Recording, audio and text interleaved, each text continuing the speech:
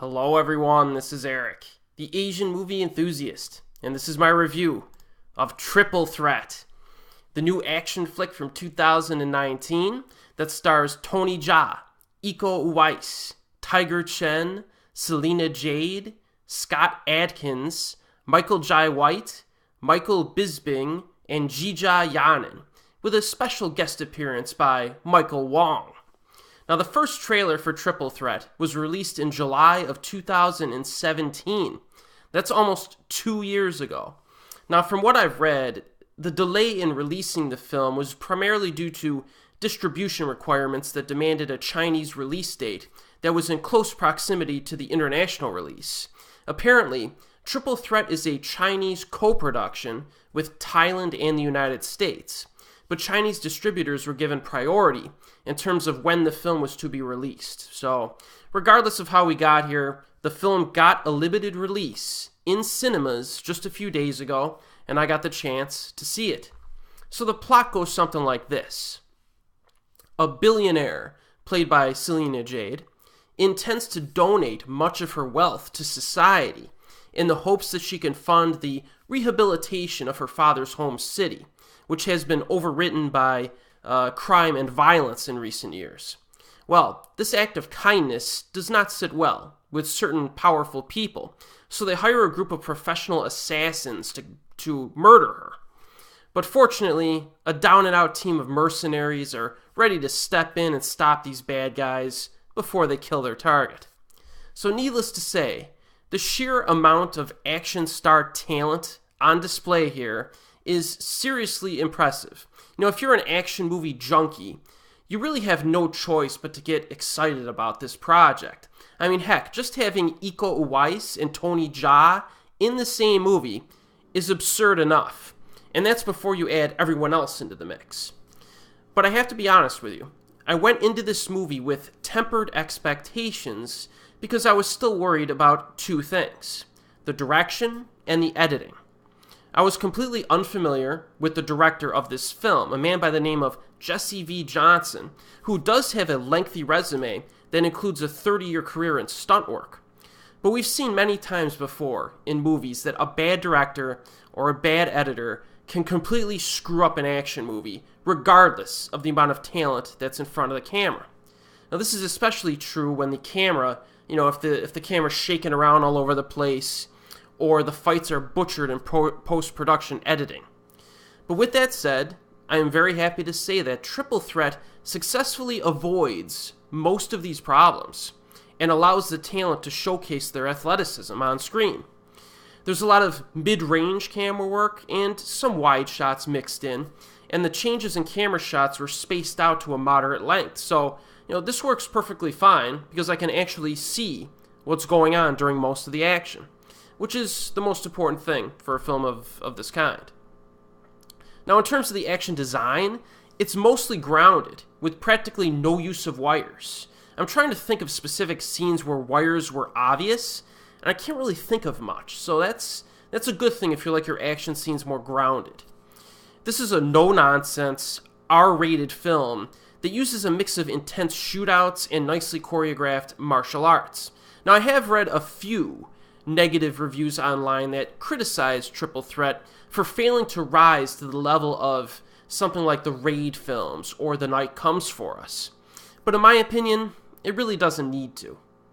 I do not go into every action movie expecting it to be like the greatest thing ever. You know what I'm saying? I just want an entertaining action flick. Now, is it true that some of the fight choreography in Triple Threat is not quite as mind-blowing or creative as something in the aforementioned films? Yeah, that's probably true.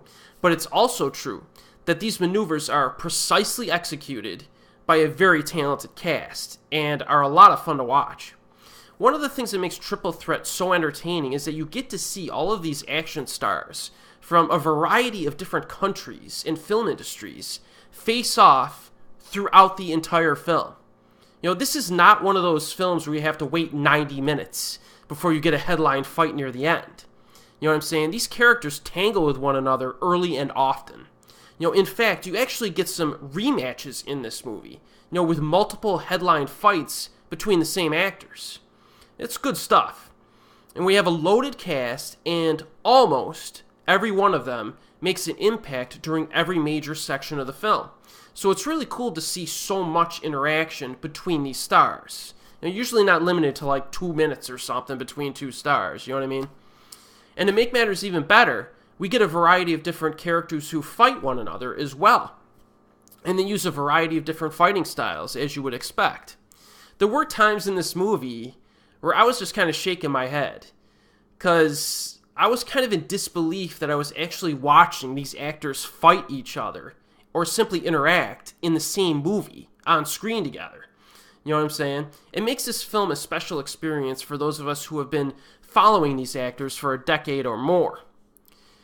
The filmmakers of this film understood what we want in a movie like this, and they basically gave it to us. I mean, Triple Threat is 1 hour and 36 minutes long, and it's loaded to the brim with shootouts and fights.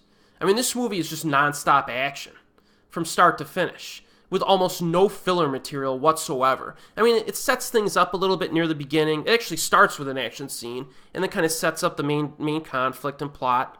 And then there's a few scenes in the middle where it kind of, has some quaint moments between the protagonists to kind of, build up, their camaraderie, so to speak. And the rest of the movie is basically just action. You know what I'm saying? And it delivers. The finale is satisfying as well.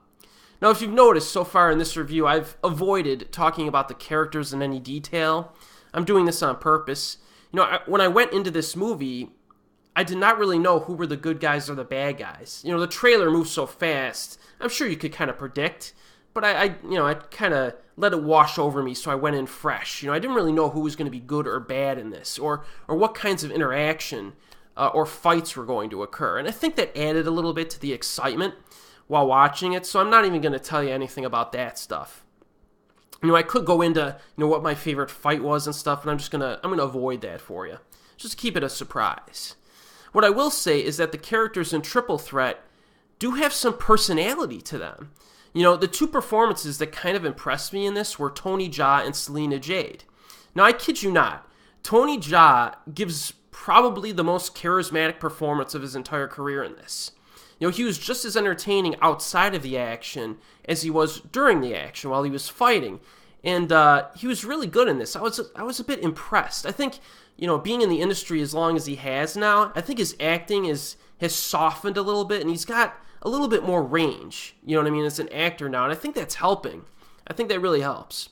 And in regard to Celina Jade, her acting in this film, I think, is even more natural and likable than prior films that I've seen from her. She's collaborated with Wu Jing multiple times, and while I did like her in those movies, I think she's even better in this. So I'm actually kind of glad everyone in this film kind of brought some energy to their performances instead of just kind of sleepwalking through the dialogue scenes, which doesn't really happen, so that's good. It adds to the energy level. So is there anything in Triple Threat that I thought could have been improved upon? Yes. Some viewers may choose to criticize the story as being, simplistic or whatnot, but a film like this, I don't really care. I really don't. The story is sufficient enough to drive the action. That's all that matters in this movie, so I don't even consider it a problem. I do think that one of the lower build actors was underutilized. I'm not going to say who it is because it could be considered a spoiler, but that was a little bit of a disappointment for me. You'll know who it is after the movie ends. The big finale, while satisfying for sure, takes place at night in an abandoned building with, I would say, sporadic lighting. You know what I'm saying? Thankfully, it was bright enough so I could still see all of the fighting that was going on. So it's not a big problem or anything, but I would have preferred some brighter lighting during that finale scene. You know what I'm saying? And even though I say it's not a big problem, I still noticed it, which means that it is a little bit of a problem. So it's just something I noticed there that could have been an improvement. Maybe after repeat viewing, some additional flaws will come to light, but those are the ones that kind of immediately stick out to me. When all is said and done, Triple Threat is an undeniable crowd pleaser, in my opinion, that's a must-watch for action fans.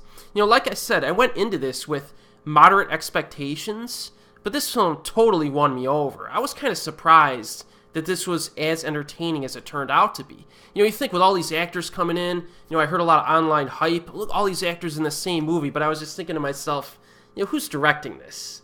who's editing this? You know what I mean? This could be a complete disaster. It could be one of the most disappointing action films of all time. But thankfully, it actually turned out better than I thought it was going to be. And I guarantee you I'm adding this to my collection. I'm going to be watching this sucker at least like 2 or 3 times a year. You know, on one of those nights where you just want to relax and have a fun action movie. So even though I don't think it rises to the level of like the Raid films or something like that, like I said, it doesn't need to be. This is just a glorious action romp. You know what I mean? That's all it needs to be. And it succeeds.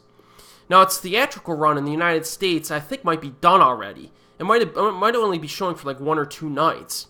And the physical release on DVD and Blu-ray, I think, might be sometime in May. However, I have read that this movie will be available online much sooner. In fact, I've read some reports that said it might be online today, like available for download or video on demand as early as today, March 22nd. So do a search out there if you're interested in this. It might be available for you to watch this weekend if you're lucky. And as always, we'll see you next time.